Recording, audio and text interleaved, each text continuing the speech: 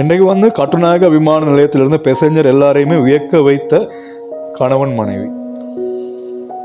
சினிமாவில் நடிக்கிற மாதிரி கிடையாது, நிஜத்தில் நடந்த சம்பவம். ஒருத்தர் வந்து வெளிநாடு போறாரு, அதாவது இவங்களோட கணவர் வந்து வெளிநாடு போறாரு. போயிட்டு 5 வருஷம் ஒரு கம்பெனியில் வேலை செய்கிறாரு. 5 வருஷம் முடிச்சுட்டு நேற்று நாட்டுக்கு வராரு. எங்கே? ஸ்ரீலங்கா வராரு. வாரவரை வந்து வர வைக்கிறதுக்காக மனைவி பூ பொக்கே கிஃப்ட் எல்லாம் எடுத்துட்டு பெட்டு நிற்கிறாங்க. அப்போ அவரும் 5 வருஷம் முடிச்சு வாரவர் எப்படி வருவார்? அப்போ கோட் சூட் எல்லாம் போட்டு வாராரு.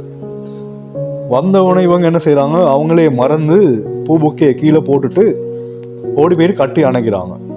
ஹஸ்பண்டு கட்டி அணைச்சோன்னு அந்த ஹஸ்பண்ட் என்ன தெரியுமா செய்கிறாரு, அவங்கள தட்டி விடுறாரு, என்ன தொடாதுன்னு சொன்னவொன்னே அப்படியே மனைவி கீழே விழுந்து அழுகுறாங்க. அப்போ என்ன செய்யறாரு, அந்த நேரம் கோட்டை கலட்டுறாரு. கோட்டை கலட்டினா அவருக்கு வந்து ஒரு கை பெய்த், ஒரு கை இல்லை. அந்த கையை மறைக்கத்தான் அவர் அந்த கோட் போட்டு வந்துக்கிறாரு. அது வந்து மனைவிக்கு தெரியா.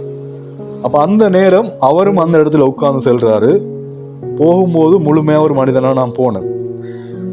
கம்பெனியில் வேலை செய்கிற நேரம் எதிர்பாராத விதமாக மெஷின் ஒன்றுக்குள்ள கை போயிட்டு எனக்கு கை ஒன்று பெய்த்து. இப்போ நான் ஒரு நடைப்பினம், ஒன்றுக்கும் இயலாதவன். என்னோட நீ வாழ்ந்தேன்னா உண்ட வாழ்க்கை தான் நாசமாக போகுது. நீ எனக்கு வானம், நீ உன்ன லைஃப்பில் சந்தோஷமாயிரு அப்படின்னு சொன்னவொன்னே இப்போ எல்லாரும் வந்து வியந்து போய் பார்த்துட்டு இருக்கிறாங்க இவன் 2 பேரும் சீனையும். அவர் வந்து மனைவியை தள்ளி விட்டவுடனே பெசஞ்சர் எல்லாம் வியந்து போய் என்னடா நடக்குதுன்னு சொல்லி. அப்போ அந்த மனைவி அந்த இடத்துல என்ன தெரியுமா சொல்றாங்க, அதுதான் நாங்கள் எல்லாரையும் வியக்க வைத்தது. அவங்க சொல்றாங்க என்ன தெரியுமா ஒரு வார்த்தை, நான் திருமணம் முடிச்ச வந்து உன்னை கையே கிடையாது, ஒன்னத்தான். இன்னைக்கு உன்னை கை பெய்த்துன்னா நான் உன்னை விட்டு போக நினைச்சியா? கூலி வேலை செஞ்சு சரி, பிச்சை எடுத்து சரி, நான் உனக்கு சாப்பாடு போடுவேன் காலமெல்லாம்.